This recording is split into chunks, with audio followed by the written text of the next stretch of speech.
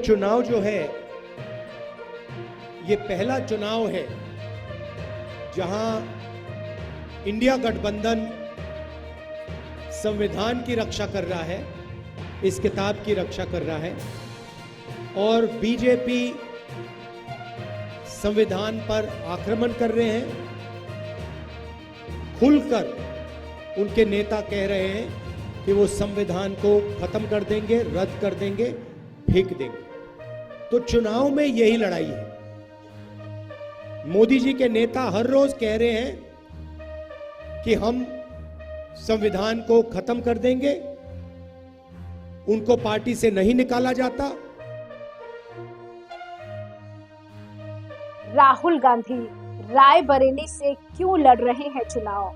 क्या अमेठी में राहुल को है हार का डर? अमेठी से स्मृति ईरानी बेहद मजबूत स्थिति में, वायनाड और रायबरेली दोनों राहुल जीते तो क्या करेंगे? क्या प्रियंका को उपचुनाव में उतारने की है तैयारी? आखिरी वक्त तक कैलकुलेशन करने के बाद कांग्रेस ने अमेठी और रायबरेली का सस्पेंस खत्म कर दिया। राहुल गांधी अपनी ट्रेडिशनल सीट अमेठी से चुनाव नहीं लड़ेंगे। पार्टी ने उन्हें रायबरेली से उतारा है, जहां से सोनिया गांधी चुनाव लड़ती रही हैं।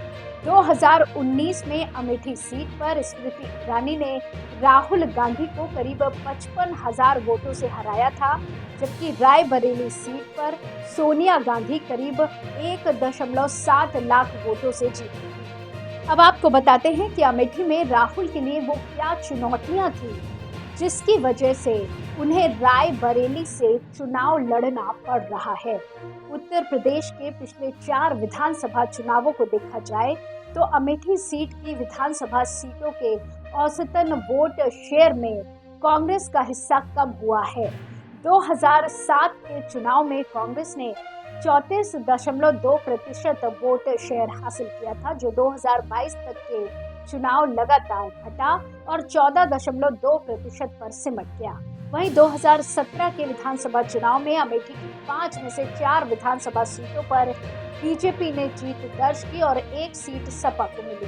इसके बाद 2022 विधानसभा चुनाव में बीजेपी ने अमेठी लोकसभा की 5 में से 2 विधानसभा पर जीत हासिल की। साथ ही हर सीट पर जीत का अंतर लगभग 22,000 से लेकर 77,000 तक रहा। सपा ने गौरीगंज और अमेठी की सीट पर जीत हासिल की। कांग्रेस यहां से कोई विधानसभा सीट नहीं जीत सकी। 4 विधानसभा तीसरे नंबर, जबकि जगदीशपुर सीट पर दूसरे नंबर पर रही।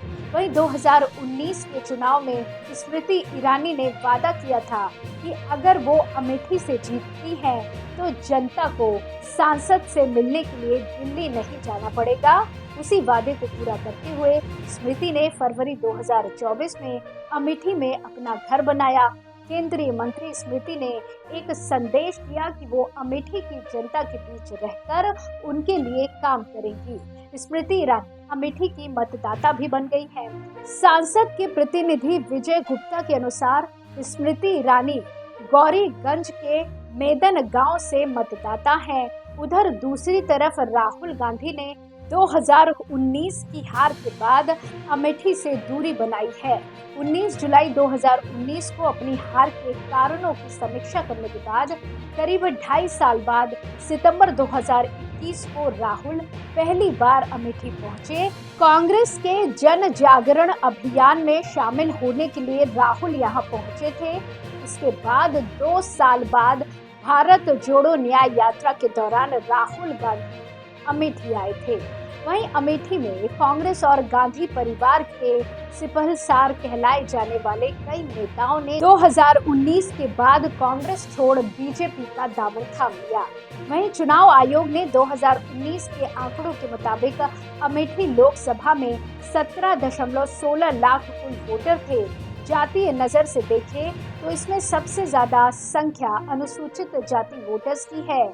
इस सीट पर करीबन 26% दलित वोटर्स हैं। वहीं स्वर्ण वोटर्स में ब्राह्मण 18%, क्षत्रिय 11 और सवर्ण यानी ब्राह्मण और क्षत्रिय वोटर्स परंपरागत तौर पर बीजेपी का वोट बैंक माना जाता है। वहीं बीजेपी को दलित वोट का भी साथ मिल सकता है। ऐसे में अमेठी अच्छा खासा जातीय वोट बीजेपी की ओर जाता दिख रहा है। ऐसे में अमेठी अच्छा खासा जातीय वोट बीजेपी की ओर जा सकता है। जातीय समीकरण को साधना राहुल गांधी के लिए बड़ी चुनौती होती। अब सवाल ये कि अगर राहुल गांधी 2024 में अमेठी से लड़ते और हार जाते तो क्या असर होता। राजनीतिक विश्लेषकों के मुताबिक राहुल गांधी कांग्रेस के सबसे बड़े नेता हैं, जबकि स्मृति बीजेपी के टॉप 20 लीडरशिप में भी नहीं आती। राहुल का अपने ही गढ़ में स्मृति से एक बार फिर से चुनाव हारना उनकी छवि पर बड़ा झटका साबित होता। कांग्रेस का बचा कुचा ब्रांड और उसके रिवाइवल की कोशिशों पर बड़ा असर पड़ता। राहुल के रायबरेली से जीतने की संभावना ज्यादा है।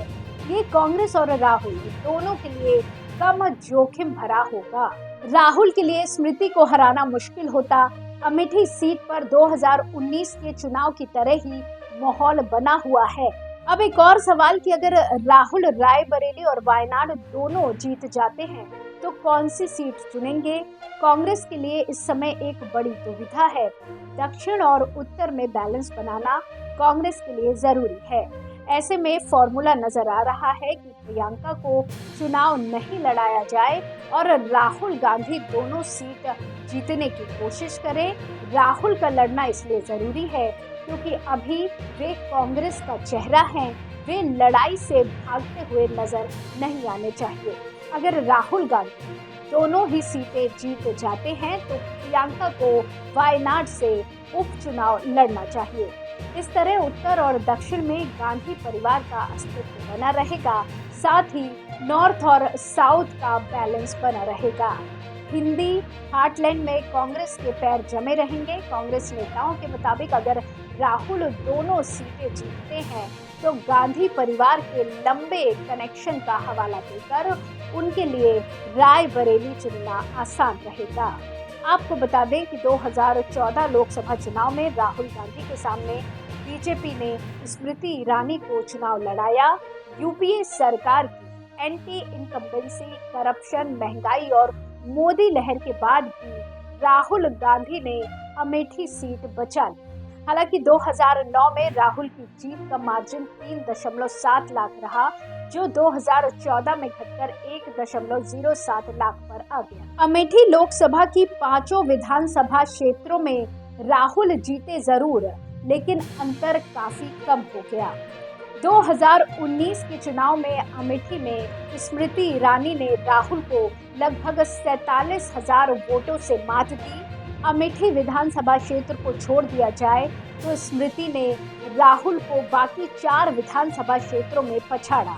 इस चुनाव में राहुल को अमेठी सीट को लेकर कॉन्फिडेंस नहीं था, इसके चलते उन्होंने वायनाड से भी चुनाव लड़ा। अब एक और सवाल फिर है कि राहुल गांधी ने अमेठी छोड़ी लेकिन रायबरेली से लड़ने का फैसला क्यों किया।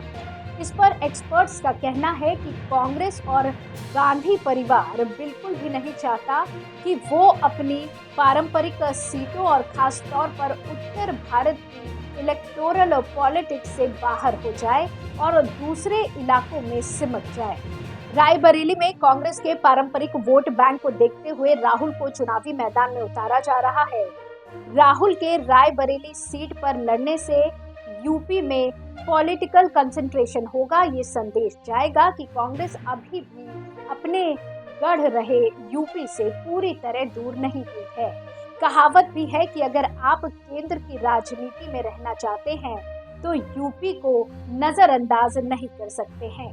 वहीं एक बात और, कांग्रेस अपने ऊपर ये टैग नहीं लगवा सकती कि वो केवल दक्षिण की पार्टी बन गई है और उत्तर से उसका कोई लेना देना नहीं है।